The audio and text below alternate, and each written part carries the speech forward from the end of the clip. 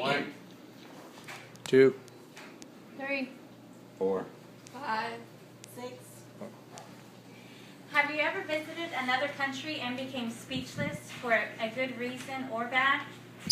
Possibly because of the difference in what you saw while you were there? Well, each country is ran by a different set of rules. We can go to different states within the U.S., and though we find differences, we share many of the same laws because we are all under one umbrella, the federal government. However, when you go abroad, internationally, you will see a whole new world, literally. I recently visited Colombia during a family vacation. Here's 2 visuals so you guys can see. This is some mountains out in a vacation location we went to, and this is a farm. This is where some of the people we're going to be speaking about tend to do their business, and you'll learn about them shortly. The moment we set foot at the airport, I was taken aback. On ruralpovertyportal.org, you can search Colombia, and it states there are currently 7 million poor, and of those 7 million, 2 million are in extreme poverty. The people seem to be allowed to make money any way they can. We saw people selling gum and food along the roads and walking up and down the highways. Throughout the streets in Colombia, here, you'll see where they're walking. You won't really see any of the police enforcements. This just happens to be on our way to the vacation spot. But in the main city, there isn't a lot or a heavy amount of police officers. There seems to be no law enforcement, really, enforcing any laws. In fact, I never heard an ambulance for the 17 days I was there. When there were car accidents, the people just seem to do their best to work it out themselves. Governments do many jobs. They try to keep the economy going. They try to find a way to help the less fortunate.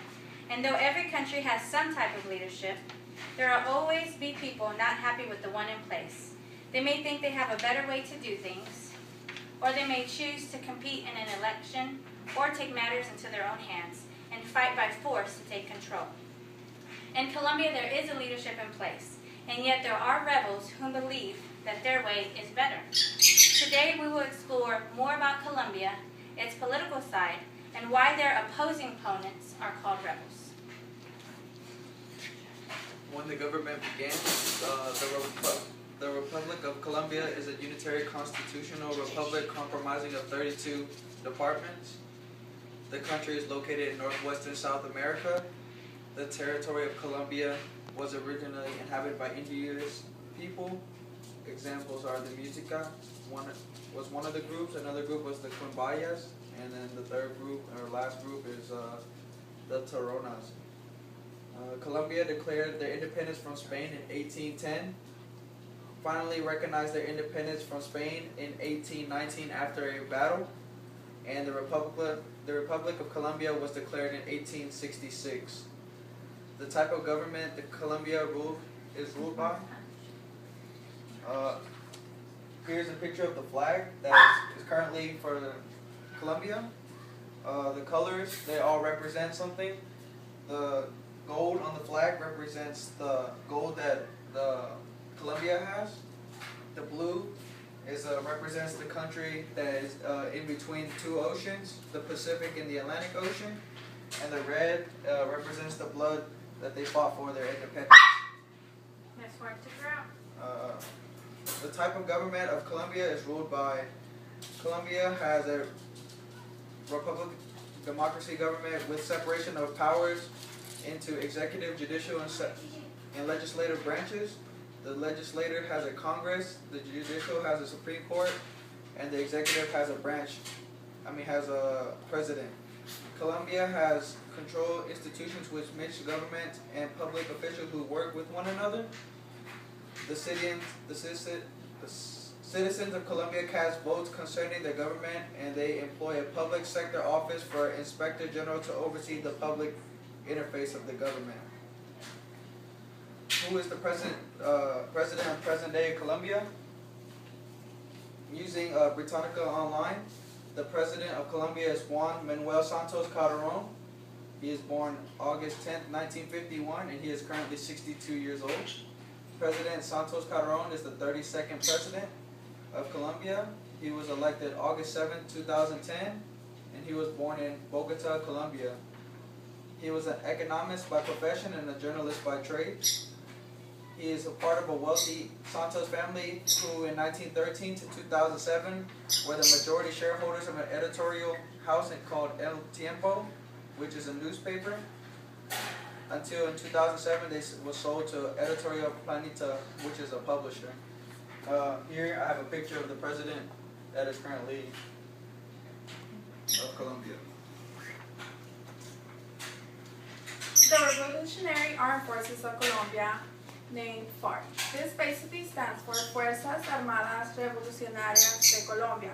It is the oldest and largest group among Colombia's left-wing rebels. It is a communist/socialist base, and it is considered to be a terrorist organization by the government of Colombia. Their main goal is to overthrow the current democratic government of Colombia and replace it with a communist government. They wage irregular warfare, meaning their group uses military tactics to strike or ambush and withdraw immediately. This is why they are known also as guerrillas. Right here I have a picture of the landmarks in Colombia, basically to give you a visual of where the guerrillas hide and do their business and get their money like that. The FARC has several sources for the money it needs to pursue territorial control with Colombia. The majority of its funding comes from cocaine trade. They provide more than 50,000 of the world's cocaine and more than 60% of the cocaine entering the U.S. Experts estimate that FARC takes in between 500 to 600 million annually from the illegal drug trade. And over here, I have a bar graph. It's the cocaine production in Colombia over the years. I did from the year 2000 to 2008. The amount basically stays consistent. As you can see, it's a really high number. For example, in 2008, there is 700 metric tons. And basically, I did a little more research. According to the Narcotic News, 1 pound of cocaine, it's worth $27,000. That's only 1 pound. And then they're doing over 700 metric tons. The FARC has supporters among the peasant farmers. The struggles the peasants had originated the FARC group in response to harsh working conditions they were in. This period was known as La Violencia, and it took place during the 1940s through the early 1950s. Social political support from the guerrillas increased a lot during the 1980s due to the lack of space for political participation and legal positions. By the year 2000, the FARC dominated more than 50% of the rural areas in Colombia, and in 2001, the FARC were believed to have about 16,000 rebels in their group. Colombia has came a long way since they claimed independence in 1819. They are now a very fast-growing country. Governing the country with the large group of rebels that exist is not easy. The FARC tend to use so many different ways in trying to gain access to more land that though they say they're helping the people, they're making it a lot worse for the people. They're having to move away from the areas that they call home, and that's why the amount of homeless people in Colombia now is steadily increasing over the years. There is still the parliament democracy.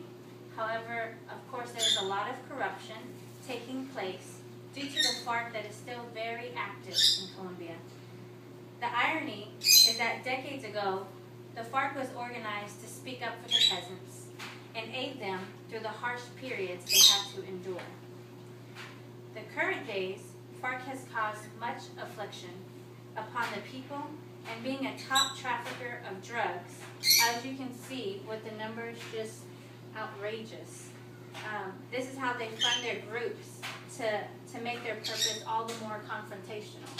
For guerrillas who are supposed to help the people of Colombia, they're doing the complete opposite. They're bringing in drugs, which do no help to anybody. They're hurting the children. They're killing people because of their choices. They're forcing people to work for them out in the mountains where they're hiding. They're taking over land from the owners that have worked their whole lives or that have just had the land in families from generation to generation. There's many stories of how horrible it has become out in the rural areas of Colombia. So what kind of group that has a purpose to better a country would kidnap or commit extortion or hijack? How can they help when they're causing so many problems? The president and high officials are attempting to bring peace to Colombia, but with the amount of poverty and minimal jobs available, this is a daunting task. If you were to go and check out on the World Wide Web at www.wsp.presidencia.gov.co, you will see that President Santos Calderon has received 9 million votes, which is more than any other candidate has ever received in the history of Colombia's democracy. This proves that the country is going in the right direction. And before, the reason there wasn't a lot of votes was because the people had no hope. They didn't think that a president was going to be able to make a difference for them. Now, as you can see with the numbers and with the breaking information that this last president, whose term ends in 2014, has had the amount of votes and the support that he has received, that they're finally going away from needing the guerrillas and the FARC, however you want to call them, that have caused all this trouble that we're supposed to help, to now going back to the normal parliamentary democracy that they started with back when they won the battle in the beginning. It is taking them time to get there, but just as the United States government is not perfect, you can understand that there is not a perfect government anywhere. They are all ran by people, and they are definitely not perfect. One thing I did see while visiting was that people have not given up on their country. There is still a lot of patriotism, and we got to see that in one trip we took while visiting their zoo. This is the front of a zoo. It's in English, it's the Zoo of Cali, which is a city in Colombia, and we got to experience just a day in the life of the different animals, and then they put a lot of shows to teach you a lot of different things that we would never learn about certain animals here. The zoo was just very unique. It's completely different from the ones in the United States. At the end of one of the shows, they yelled, "Viva Colombia," which in English means "Long live Colombia." The crowd went crazy. It was a standing ovation, and they sang. And I appreciated in that moment and understood that no matter what country you are born into, you will be proud of your history and what your country is doing. Thank you. Is there any questions from anybody? You have one? Yes. What is the reason FARC says they are still active for? They are supposed to represent the poor people from the economic depredations of the ruling political economy. The next one? Yes, ma'am? Has the flag of Colombia ever changed? The flag of Colombia has not changed since they created it whenever they did gain their independence. Yes, sir. Who was the last president prior to Mr. Calderon? The previous president of the Calderon was Alvarado Uribe Vélez. Awesome. Can you count off? I just need to see. 1, 2, 3, 4. 5, 6. Thank you.